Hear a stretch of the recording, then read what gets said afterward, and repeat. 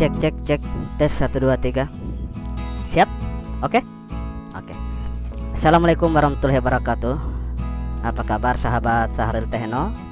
Mudah-mudahan dalam keadaan sehat selalu, dilancarkan untuk segala urusan, dimudahkan, serta untuk rezekinya selalu melimpah. Amin. Kali ini sahabat Sahril Techno, kita kembali hadir dengan membagikan sebuah tool, yaitu Android Utility Pro versi 122.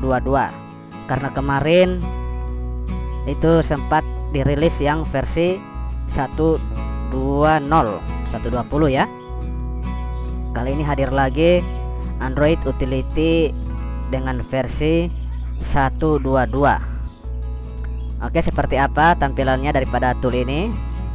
Kita akan coba lihat untuk tool ini. Oke, kita langsung jalankan saja untuk file utamanya, yaitu Android Utility.exe.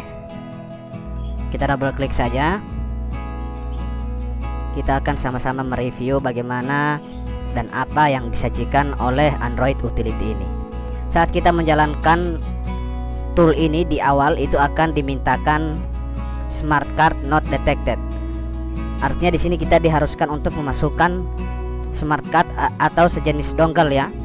Tapi untuk kali ini tanpa menggunakan dongle, tool ini bisa kita jalankan. Jadi pada saat muncul dialog seperti ini, kita klik saja yes, kemudian yes kembali, dan kita tunggu sejenak sampai tool terbuka. Nah, seperti ini penampilan daripada Android Utility untuk edisi Pro versi 122. Pada tool ini menyajikan menu option antara lain untuk MediaTek, Android, Samsung, Qualcomm, Xiaomi, Huawei, dan Unisoc, atau sering kita sebut dengan device dengan chipset ataupun berchipset Spreadtrum. Kita lihat dulu, kita tinjau dulu dari MediaTek seperti apa yang disajikan. Di sini ada untuk menu Backroom, Enviram, Meta Mode, dan Huawei. Pada bagian Backroom kita bisa melakukan eksekusi seperti disable out. Kemudian ada reboot fastboot mode, read eMMC. Jadi kita bisa melakukan pengecekan kesehatan untuk eMMC. Selain bisa melakukan pengecekan kesehatan daripada eMMC, kita juga bisa melakukan write dan read daripada eMMC. Kemudian ada fix untuk Oppo, untuk Realme. Kemudian ada untuk restore. Jadi sangat banyak ya fitur yang disajikan melalui boot menu Backroom, melalui boot ROM ataupun Backroom. Kemudian di bagian NV Manager, di sini ada eksekusi berupa backup Enviram, restore untuk Enviram, baik itu dalam boot mode ataupun dalam mode Backroom, fastboot. Kemudian ada untuk format Enviram dalam mode Backroom dan fastboot juga. Kemudian ada untuk fix baseband yang error ataupun unknown baseband, baik dalam mode Backroom maupun fastboot. Kemudian di bagian meta mode, pada bagian meta mode yang bisa kita lakukan adalah reboot meta, melakukan read info pada posisi meta, kemudian memeriksa kesehatan eMMC. Kita bisa melakukan factory reset, melakukan dump patch, kemudian untuk enable ADB debug, dan semuanya fitur ini dilakukan dalam posisi meta mode. Kemudian ada di bagian menu Partition Manager. Di sini bisa melakukan format partisi maksudnya ini ya, kalau nggak salah. Kemudian ada dump untuk user area, ada read Enviram, write Enviram, ada dump untuk BGPT, dan ini untuk eksekusinya melalui boot meta mode. Kemudian berikut ada untuk Huawei. Di sini kita bisa melakukan force Backroom ini ya, exit barum. Ini untuk fitur ataupun tipe device yang disajikan adalah Huawei Y9A. Kemudian ada Honor X6. Kita lanjut ke bagian Android. Ada main. Di sini untuk umum ya, Android bisa dikategorikan untuk universal. Kita bisa melakukan ADB Read Info, untuk ADB Reboot menuju Passboot, dan ADB Reboot menuju ke Recovery. Di sini juga ada ADB Reboot untuk masuk ataupun menuju ke EDL. Kemudian ada Passboot Read Info. Jadi kita bisa melakukan info device melalui mode Passboot ya tentunya. Kemudian ada Passboot Fix DM, ada Exit Passboot, kemudian ada Enable Dike khusus untuk Xiaomi. Kemudian di bagian MTP. Jadi untuk bagian MTP ini sering kita gunakan untuk mengeksekusi perangkat Samsung yang memanfaatkan celah browser. Jadi di sini ada launch browser untuk YouTube, untuk Google Maps dan Google Play. Untuk link browser manual bisa kita isikan di sini ya. Kemudian kita klik bagian MTP Launch apabila kita menggunakan custom URL ataupun custom link. Kita isikan bagian linknya di sini dulu. Kemudian atau menggunakan MTP Launch yang menggunakan metode VID ataupun PID. Kemudian bagian tools, di sini ada dekode Android ya. Baik itu untuk Android 6 dan juga ada untuk konstan DB menuju ke VCF card. Kemudian ada firmware utils, apa ini utility? Mungkin ya. Di sini kita bisa mengekstrak Samsung ROM untuk kategori perangkat berchipset MediaTek ya. Kemudian bisa melakukan ekstrak Huawei Update MTK. Jadi sangat banyak fiturnya di bagian sini ya. Mulai dari ekstrak sampai dengan pairs untuk preloader MediaTek. Kemudian kita masuk di bagian Samsung. Yang bisa kita lakukan adalah Read Info, kemudian adalah masuk ke download mode ataupun reboot ke download mode.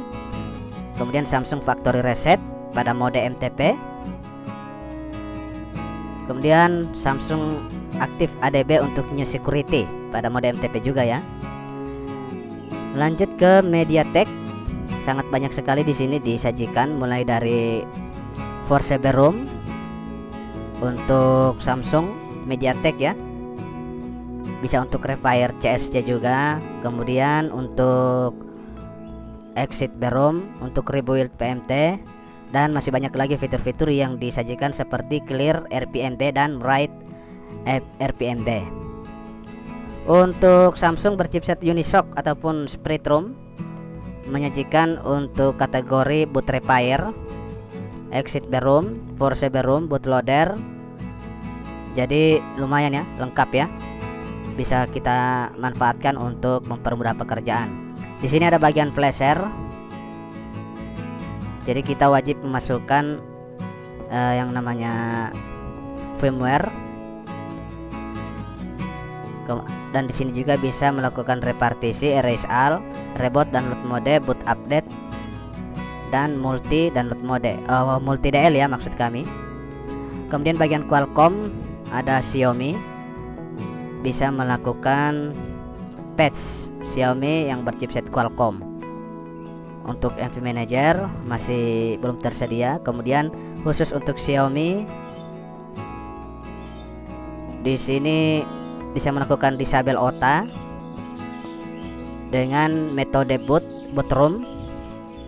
Bisa melakukan unlock bootloader dan relock bootloader. Kemudian khusus untuk Redmi Note 11 Pro itu bisa melakukan relock bootloader dan unlock bootloader juga ya. Jadi khusus ataupun lebih spesifik ke Redmi Note 11 Pro 5G.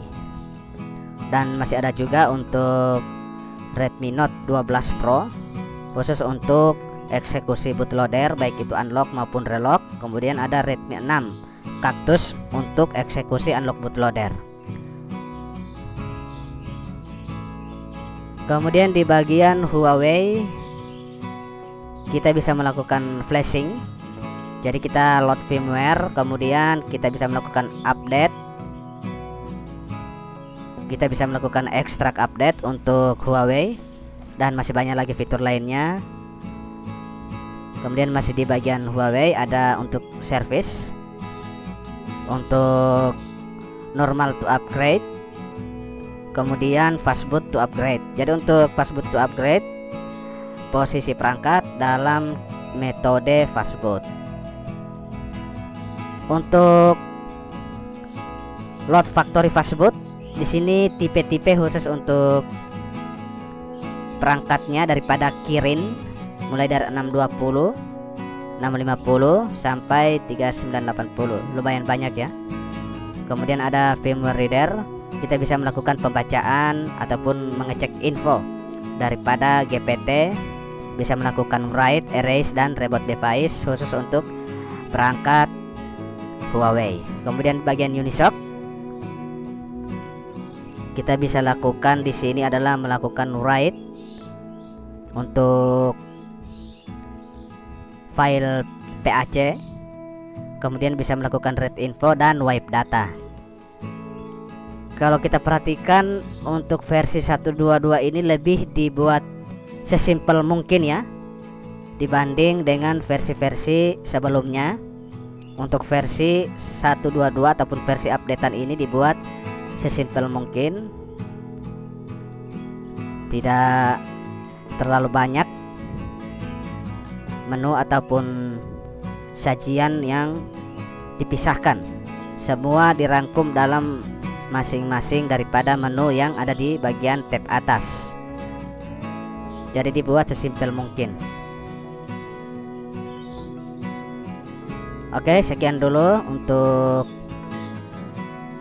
sesi kali ini, review singkat Android Utility Pro ataupun Android Utility Edition Pro versi 122. Sekian dulu dari kami. Mudah-mudahan tool ini bisa bermanfaat untuk kawan-kawan semua dan bisa mempermudah pekerjaan para teknisi, khususnya untuk pemula seperti kami. Oke, sekian dulu. Assalamualaikum warahmatullahi wabarakatuh.